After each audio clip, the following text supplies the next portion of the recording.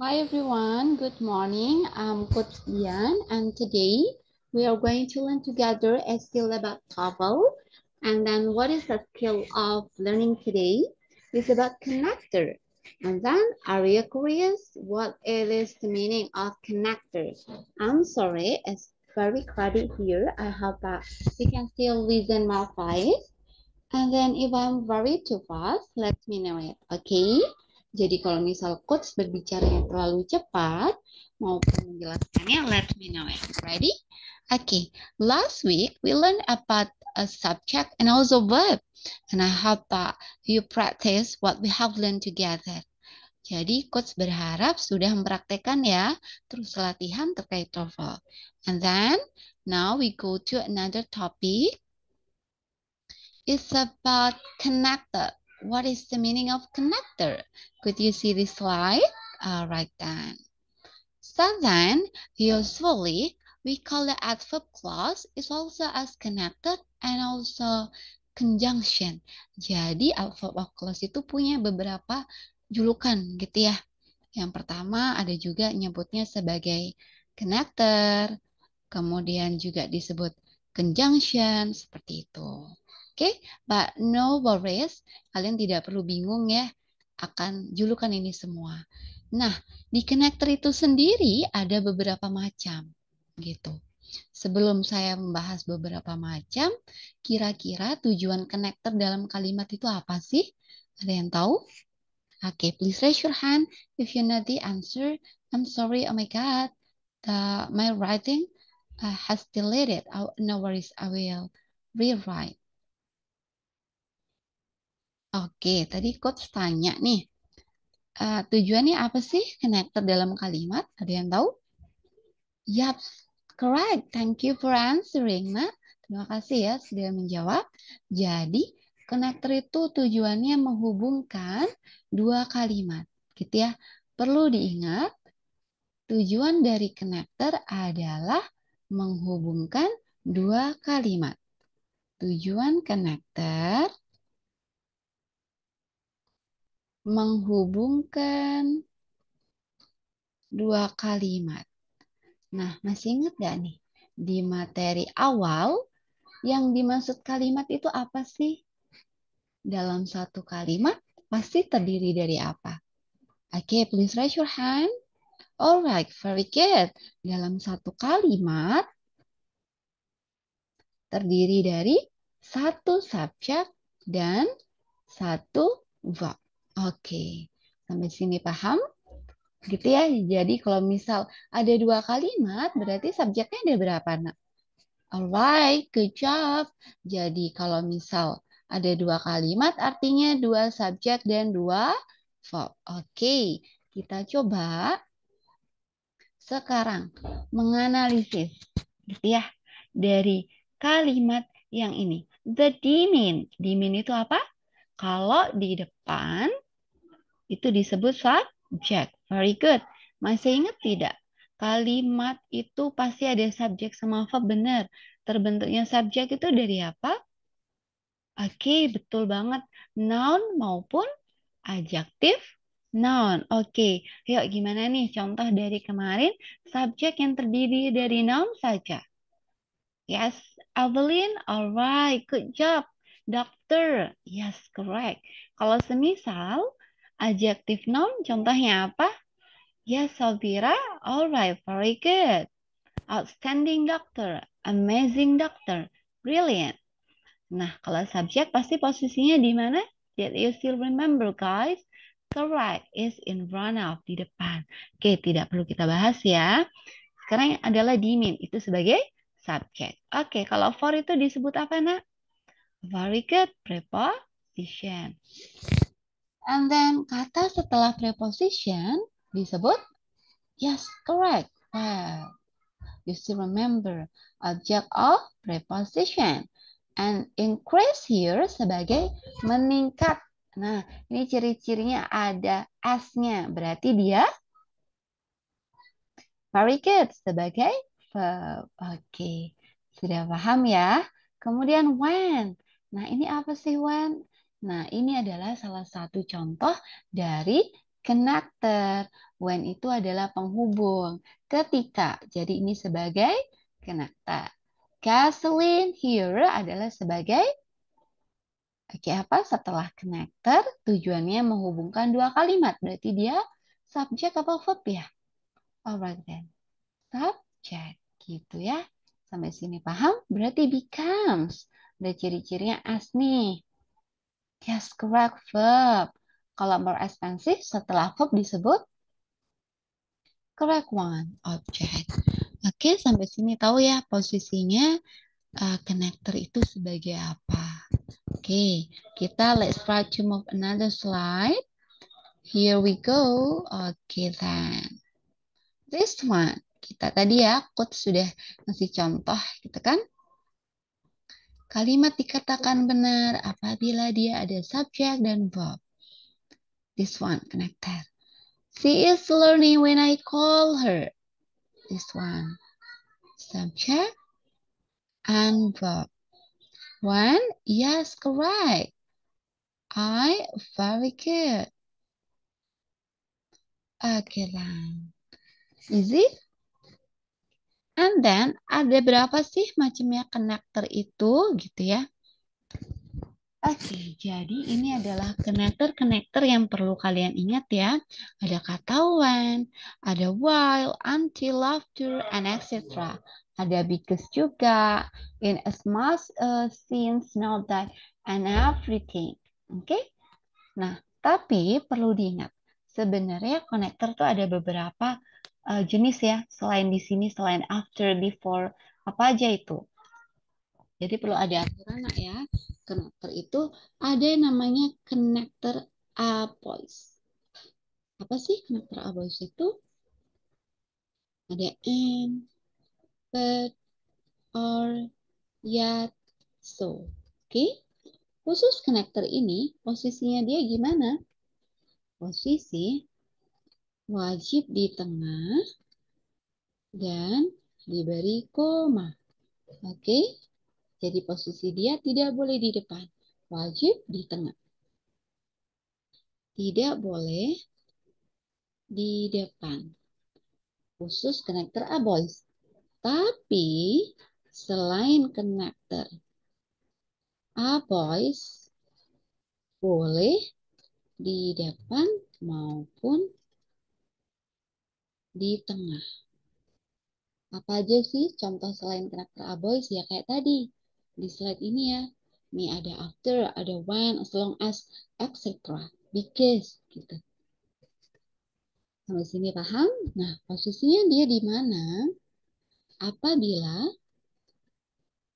diletakkan di tengah, maka tidak perlu diberi koma. Gitu ya. Tapi apabila di depan, contoh dulu deh. Contohnya ya, example. I meet you because you invite me. Oke, di sini because adalah sebagai apa nih? Sebagai, yes, very good. Sebagai connector. Oke, dia di tengah, tidak perlu diberi koma. Sekarang, kalau misal di depan, maka wajib diberi koma ya. Contohnya, apabila di depan, maka perlu diberi koma. Example. Because, sorry, you invite me. Invite me, koma, I meet you. Sampai sini paham? Posisi komanya kenapa di tengah? Oke, very good. Jadi because-nya di sini perannya dia sebagai connector. Benar banget. Gitu ya. Alright. Terus yang aboys tadi kita kasih contoh apa ya? Misal yang N ya. I meet you, comma, and you are shocked dan kamu terkejut. Di sini posisi N-nya sebagai connector dan di tengah nih, wajib di tengah. Jangan lupa untuk dikasih yes, koma. Oke, bisa dipahami sampai sini? Jadi khusus connector avoid pasti di mana, Nak? Ya, di tengah dan diberi koma. Tidak boleh di depan ya. Tidak boleh nih kalimatnya jadi and you are so. Ini, boleh ya. Semoga paham ya. Nah, ini adalah juga contoh nih. Jadi banyak banget nih connector selain avoid. Ada if, in case, although, while, where, whatever, and wherever, dan etc. Oke, sampai sini ada yang ditanyakan? Kita coba analisis bersama nih di kotaknya. Ada Bob sebagai yes. Ya, bersama-sama. Oke. When? Oke, verb. Even though? Yes, connector. Very good. He? Oke, fine. Subject. Kemudian found adalah verb. Oke, dan kalimat ini benar ya. Posisinya di tengah, tapi tidak ada koma di sini. Nah, kalau yang di depan ini dia dikasih koma tidak, Nak? Ya, ada koma nih setelah kalimat pertamanya. Paham ya sampai sini? Good job. Very good. Nah, kita juga perlu tahu nih, selain verb clause, apa sih yang membedakan dengan preposition? Kita sudah belajar preposition nih kemarin. Ya kan? Nah, bedanya because sama because of gitu. Nah, ya bisa dilihat yang sebelah sini itu preposition. Yang sebelah sini, yang kanan saya adalah connector. Apa sih yang bedainnya? Oke. I will try to write. Bedanya because of versus. Because, kalau because itu adalah connector ya. Terus kenapa sih? Kok bisa because of bukan connector lagi? Kok dia preposition? Oke, kita lihat langsung coba kalimat.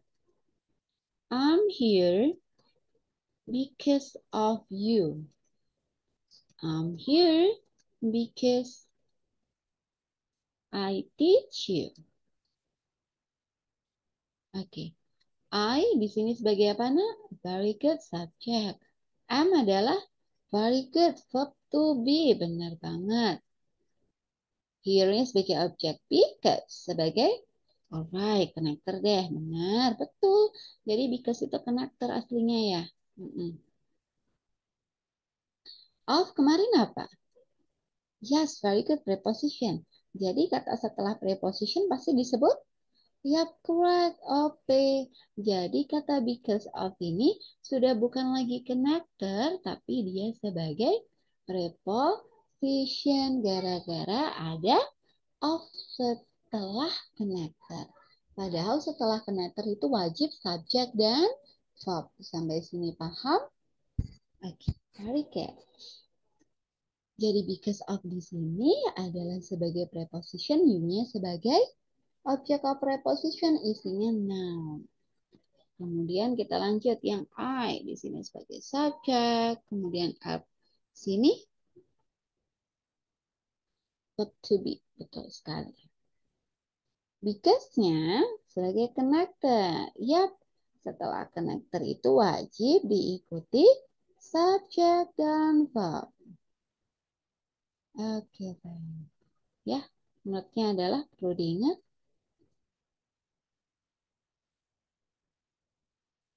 Setelah connector wajib diikuti apa, Nak? Subjek plus verb. Paham ya sampai sini ya? Oke, ada yang ditanyakan? Ya, belum? Sudah paham? Karena sudah paham, I will give you a time maybe 2 minutes to answer the question. Okay. So then one question should be finished 1 minute. Good you? Don't forget, dicari dulu apa nih pertama. Tips and triknya di TOEFL cari dulu nih subjek verbnya ya. Gitu ya. Mana subjek, mana verb. Mana sudah belajar nih macam-macam dari subjek verb. diperhatikan, dibuka juga nggak apa-apa bukunya buat inget-inget. Oke, jangan lupa dianalisis ketika mengerjakan. Ready? Let's do it now. 2 minutes, I give you a time.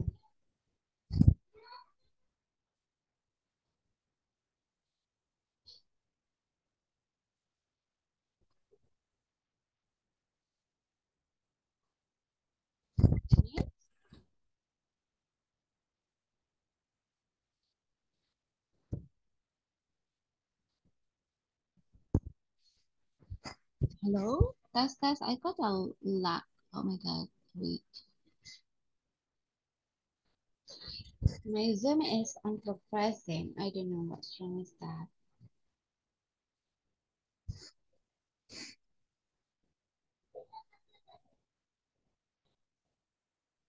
Okay, everyone.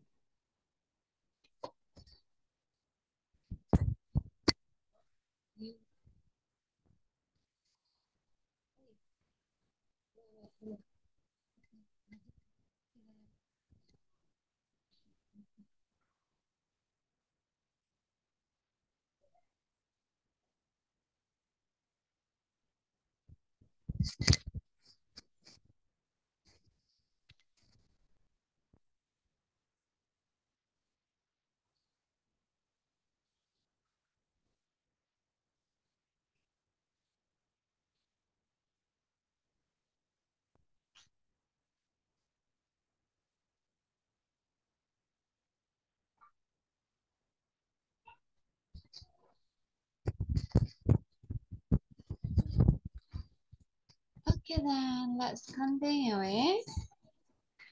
Number 1, ya.